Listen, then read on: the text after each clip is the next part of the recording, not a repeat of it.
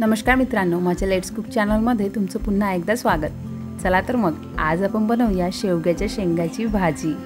शेवगा तर तुम्हाला माहीतच असेल किती हाय प्रोटीन्स याच्यामध्ये असतात आणि ते आपल्या आरोग्यासाठी किती फायदेशीर असतात। तर मी या शेंगा छान पाण्याने स्वच्छ करून घेतलेल्या आहे। त्यानंतर आपण याला कट करून घेऊया। इथे थोडा छोट्या साइजमध्येच कट करून घेणार आहे। अशा प्रकारे पूर्ण कट झाल्यावर आपण याची वरची साल काढून घेऊया। तुम्हाला जर साल काढायची नसेल तर तुम्ही नाही काढली तरी पण चालेल, पण मी नेहमी याची थोडी थोडी साल काढून घेते जेणेकरून भाजी लवकर शिजून येते। तर आता आपल्या शेंगा पण इथे साल काढून रेडी आहे। आता आपल्याला मसाला तयार करायचा आहे। त्यासाठी मी एक कांदा घेणार आणि त्याला थोडा कट करून घेणार।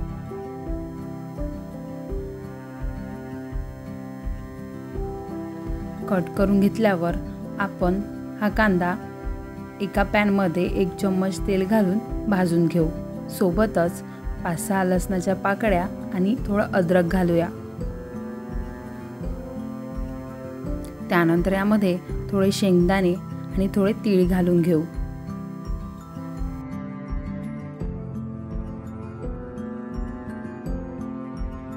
जर कांदा आपल्याला लवकर शिजवायचा असेल तर त्यामध्ये थोडं तेल घालायचं जेणेकरून कांदा मऊ आणि लवकर भाजून येतो।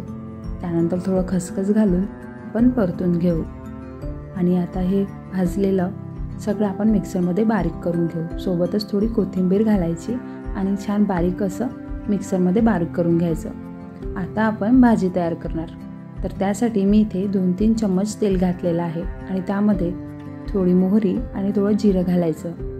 त्यानंतर त्यामध्ये बारीक केलेला मसाला घालून घेऊ।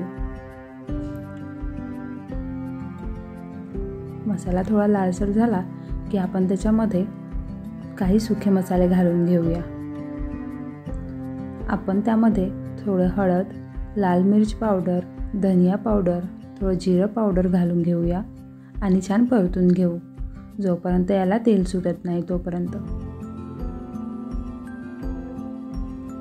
छान परतून घेतल्यानंतर आता यामध्ये आपण एका टमाटरची प्युरी घालून घेऊ। अशा प्रकारे आपण मिक्स करून घेऊ आणि त्यामध्ये थोडं अर्धा कप पाणी घालून हा मसाला थोडा शिजू देऊ। मसाला शिजून झाल्यावर आपण यामध्ये शेवग्याच्या शेंगा घालूया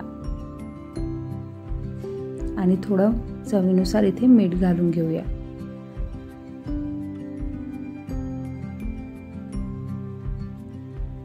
आणि आता यामध्ये अर्धा कप पाणी टाकून आपण 2-3 मिनिट याला वाफेवर शिजून घेऊ।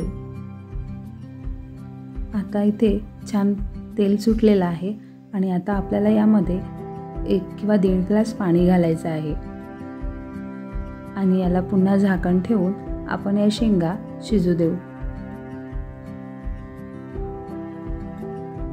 तुम्हाला जर या भाजीचा रस्सा जरा जास्त घट्ट करायचा असेल तर तुम्ही यामध्ये खोबरं सुद्धा घालू शकता, पण मी इथे शेंगदाणा आणि तीळ घातलेला आहे त्याच्यामुळे मी इथे खोबरं घातलेलं नाही।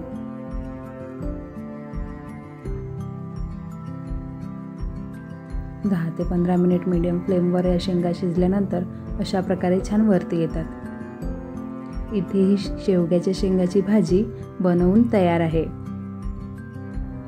शेवग्याच्या शेंगाची भाजी अतिशय छान लागते। तुम्ही याचे स्नॅक्स सुद्धा बनवू शकता। मी माझ्या पुढील व्हिडिओमध्ये एक स्नॅक्सचा व्हिडिओ सुद्धा इथे बनवणार आहे।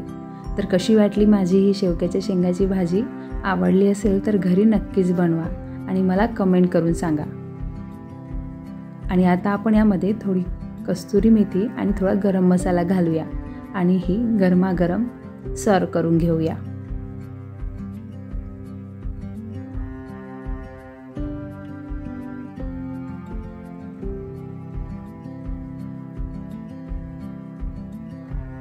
आणि घरी भाजी बनवल्यावर मला कमेंट सुद्धा करा। माझा हा व्हिडिओ आवडला असेल तर माझ्या व्हिडिओला लाईक, शेअर आणि सबस्क्राईब करा।